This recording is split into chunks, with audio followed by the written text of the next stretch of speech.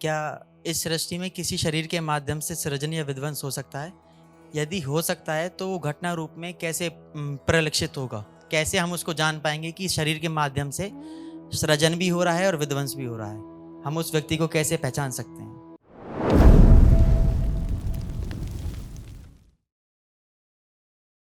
बाबा हमारा मन में एको प्रश्न आई जो न तंत्र व्यवस्था ते कोनो स्थूल शरीर माध्यम ते सीजन विध्वंस हो सकी सृष्टि में अगर हो सकी तो वो दिख सकी घटना रूप में सृष्टि में ये प्रश्न आ छे। तो तुम का करी, सृजन करी कि विध्वंस? हमारे मन में प्रश्न आई हो भाई, तुम्हारे मन में प्रश्न बहुत अच्छा है। ये बात बात आई माई इधर से आई कि टेकचंद का प्रश्न है कि क्या इस सृष्टि में किसी शरीर के माध्यम से सृजन या विध्वंस हो सकता है? यदि हो सकता है तो वो घटना रूप में कैसे परिलक्षित होगा? कैसे हम उसको जान पाएँगे कि शरीर के माध्यम से सृजन भी हो रहा है और विध्वंस भी हो रहा है? हम उस व्यक्ति को कैसे पहचान सकते हैं? तंत्र व्यवस्था के अनुसार हम उसको कैसे समझ सकते हैं? So the question that he posed is, being in the physical body and with reference to the tantric system that we are in now with Tantra Sadhana, is it possible for creation and destruction to happen in the physical realm? And how can people understand it with reference to Tantra Sadhana? Může být fúze a difúze, zatímco jsme v tomto těle, na této planetě, a může být viděna skrze tantru. ये question ही दूसरी Galaxy से आ रहा है। इसका उत्तर प्रश्न करने वाले को पता है।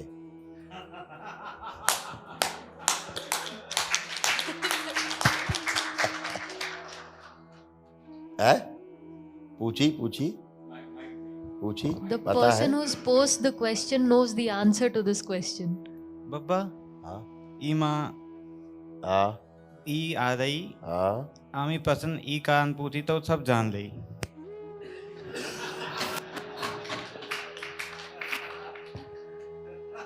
तुम्हार मुख ते जोन मुखार बिंदु ते जोन शब्द कोश निकली वो सब स्मृति रूप में बंद आई।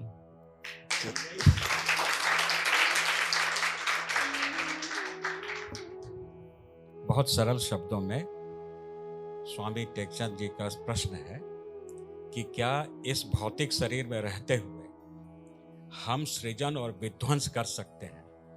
अब शब्द तो केवल सृजन और विध्वंस है, लेकिन उनके पीछे इनका आश्रय है।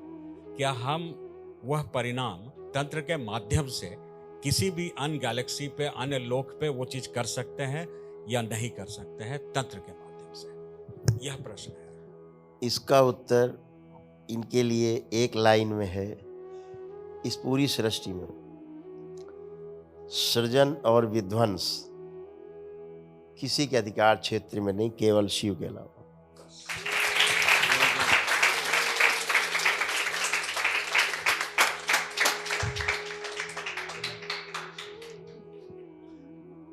और शिव ही विभिन्न आयामों में, विभिन्न माध्यमों से ये सृजन और विध्वंस मात्र शक्ति के साथ मिलकर करते रहते हैं।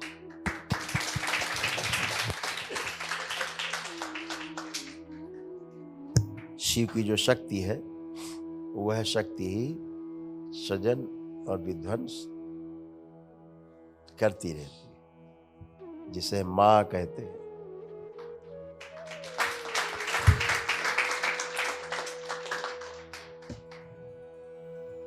बाकी सब माध्यम है, साधन है। Guruji answered the question in one sentence. Gurudev odpověděl v jedné větě. He said that this can only be done by Shiva himself. Že toto může dělat pouze sám Shiva. All the rest, everything else are only mediums. We can only be mediums. Anybody can My, only be medium. my jsme pouze nástroji. Nemůžeme nic dělat. Okay, the question was very simple, Eri. He asked, can we through this physical body, we can create and destroy? Aha. When his question was create and destroy, means in any part of the galaxy. Ta otázka, upřesňujeme ještě tu otázku, která padla, jestli my v tomto fyzickém těle skrze tantru nebo pomocí tantry můžeme dělat fúzi nebo defuzi, to znamená zničit někde něco třeba na druhém konci vesmíru. Gurudev explained that it can be done only by Shiva, no one Gurudev else. říkal, že toto dělá pouze Shiva, ne my. My And jsme pouhými that's nástroji. happening everywhere where Shiva and Shakti, the reflection of it is executing it.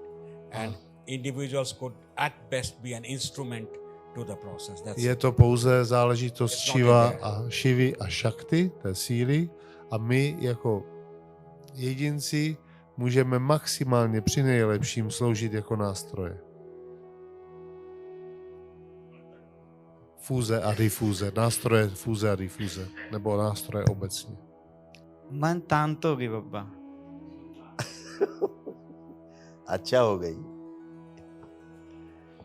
अच्छा हो गई, अच्छा हो गई। शब्दों का बड़ा लंबा मकड़ जाल है और इसी को विद्वता मान लिया गया। किसी ने प्रज्ञा कहा, किसी ने मेधा कहा, किसी ने बुद्धि कहा, किसी ने पितंबरा कहा। ऐसा मकड़ जाल बनाया है शब्दों का, आदमी इसी में खो गया। और फिर क्या हुआ, असली चीज खो जाता है आदमी। असली चीज क्या है? असली चीज है अनुभव। जब अनुभव हो जाता है, अभी रसगुल्ला खा लिया, अभी अपने को टेस्ट आ गया, अब अपने को ही नहीं पता पूछने का किस हलवाई से आया, कैसे बनाया, किसने बनाया है, कितने का आया। अरे खाया, अनुभव किया, आनंद आ गया। तो जितना भी हम प्रज्ञा की बात करते हैं, जितना हम रितंबरा की बात करते हैं, ये सारी चीजें अनुभव की ही हैं। सब अनुभव से। शब्द है, शब्द के मकड़ जाल में जाना ही नहीं है। अपने को सीधे फायर करना है, सामने हिट, दाएं, टारगेट आया सीधे। शब्दों में नहीं फंसना है। इन लोगों ने शब्दों का जाल समाज में, ग्रंथों, दो तरह की चीजें हैं ना। बिल्कुल गुरुदेव। एक तो ये है हमारे पास जो हमारे शास्त्र हैं, जो नियम, शास्त्र का मतलब है शास्त्र का कि नियम है, जी, अनुभवों का कुछ हाँ पहचाने गए हैं, जी, वो लिख दिए गए अनुभव, तो शास्त्र बन गए, नियम बन गए। ये करना है, ये नहीं करना है। शास्त्र हमारे कहते हैं ऐसा करना है, ऐसा नहीं करना। तो ऐसा आवश्यक नहीं कि जिन्होंने शास्त्र नहीं पढ़े वो जानते नहीं है क्या करना और क्या नहीं करना। बिल्कुल। ऐसा तो नहीं है कि जिन्होंने शास्त्र नहीं पढ़े उन्हें जीना नहीं आता। सब जीते हैं। बिना शास्त्र पढ़े वाले लोग ज़्यादा मेरे ख्याल से अच्छे से जी रहे हैं। तो ये जो बुद्धि विलास वाले लोग हैं, इनके पास कोई अनुभव नहीं। इन्होंने किताबें बड़ी बड़ी, उन किताबों को नाम दिया ग्रंथ, मतलब किसी एक प्रकरण पे लिख दिया, वो ग्रंथ कहलाएगा। जी, ग्रंथ का मतलब होता है, ग्रंथ में और फर्क है दोनों में, जी, शास्त्र और ग्रंथ में अंतर है। यही फर्क है जी, कि किसी एक शास्त्र सारे प्रकरण को लेकर के, पूरा संपूर्णता को लेकर के लिखा हो। ये जितने ग्रंथ लिखे हुए हैं, छोटा सा ग्रंथि से, हाँ, वो ग्रंथि पड़ जाती है। जी, ग्रंथि पड़े। फिर वो ग्रंथि लिए आदमी घूमता रहता है, ग्रंथि निकलती नहीं, वो गांठ बड़ी हो जाती है, आदमी उसी चक्कर में फंसा रहता। अपने को शब्दों में बिल्कुल नहीं ज्यादा खोना है। अंदर जो प्रश्न उठे गहराई से, अनुभव से जुड़ा हुआ, हाँ, शब्द की बहुत व्याख्या, शब्द की व्याख्या करने से क्या मिले? कुछ नहीं, बुद्धि विलास है। तो अपने को ज्यादा समय लगाना है कि हमें अनुभव करना है, एक्सपीरियंस, बस। जी, इसका सबसे लिखा ही ग्रंथ बुद्धि विलास के लिए लोगों ने, अपने को बड़ा सिद्ध करने के लिए। जी और वो नहीं है। अब श्रीमद् भागवत गीता है, कितना बड़ा ग्रंथ है, भारत का सबसे बड़ा ग्रंथ है देखा जाए तो पुराना ग्रंथों में। मेरे ख्याल से 5 से 6 हजार से ज्यादा उसकी टीकाएं लिख गई होंगी। जी 5,000 से ऊपर भाष्य हैं। है 5,000 से ऊपर भाष्य हैं। लिख डाले भाई लोगों ने। जी अब अगर अब 5,000 पढ़ डाले आदमी पूरा भ्रमित हो जाएगा। गीता का तो पता नहीं कहाँ चली जाएगी, जी लेकिन वो आदमी जो है गीतकार बन जाएगा। ये पक्का है, गीता गायब हो जाएगी। गीता का मतलब है क्या? गीता इतनी बात है कि भाई गीत है, जी और गीता का मतलब ही तो गीत है, और क्या है? कोई गा रहा है एक लय में, गीत है। अब श्रीमद् भागवत गीता कह दिया, प्रभु के द्वारा गाया गया गीत, ऐसा बोल दिया उसको ताकि आदमी उसको आत्मसात करे। बोला जाएगा नहीं चरवाहे के द्वारा गाया गया, क्या क्या भाड़ में जाए यार, वो जो चराता है गाय वही पढ़े सुने। तो प्रभु के द्वारा गाया गया गीत। तो अपने को गीता पे ध्यान देना है, कृष्ण पे ज्यादा ध्यान देंगे तो समस्या खड़ी हो जाएगी। तो इसलिए अनुभव पे जाना, अनुभव पे उतरना है, शब्दों को छोड़ देना है, क्योंकि शब्द अपना एक अर्थ लिए होते ही हैं।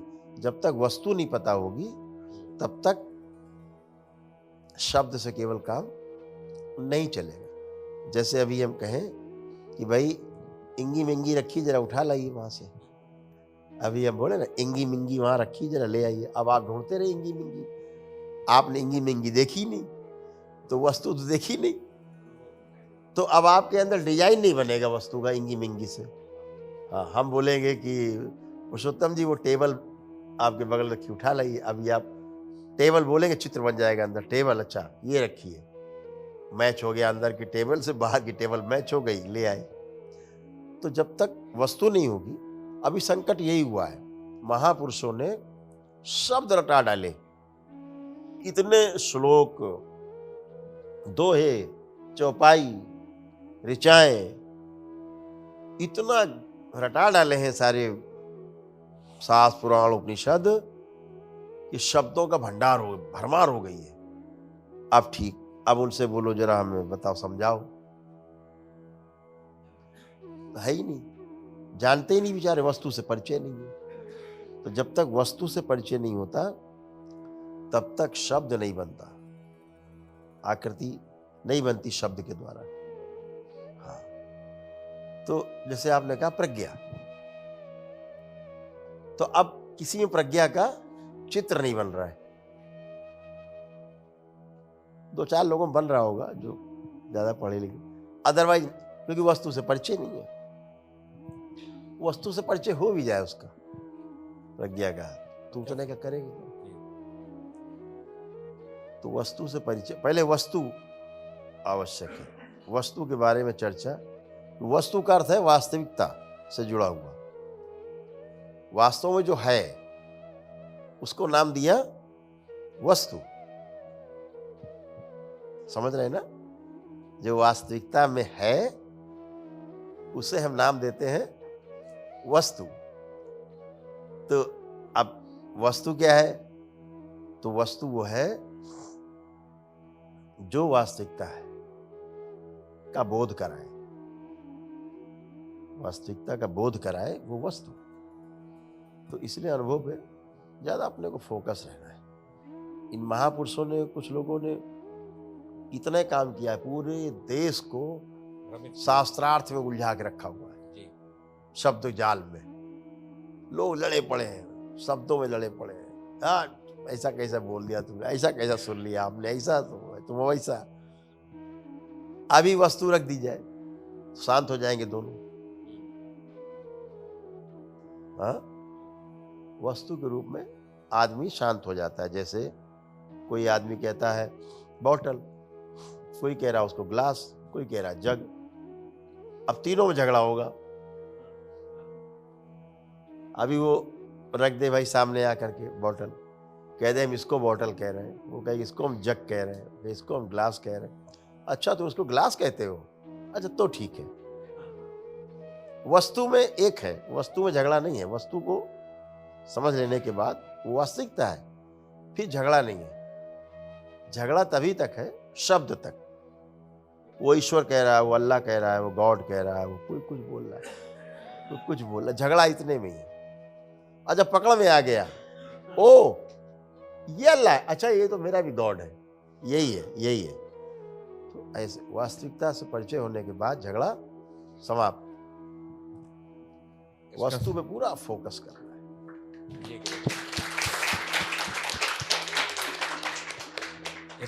इसका सबसे बड़ा उदाहरण गुरुदेव, पूरे मकड़ जाल का, शाब्दिक मकड़ जाल का सबसे बड़ा उदाहरण समाधि के ऊपर जो लोगों ने टिप्पणी कर दी, संप्रज्ञात समाधि और असंप्रज्ञात समाधि, जबकि समाधि में तो कुछ होता ही नहीं है, पूरा खत्म हुआ मामला।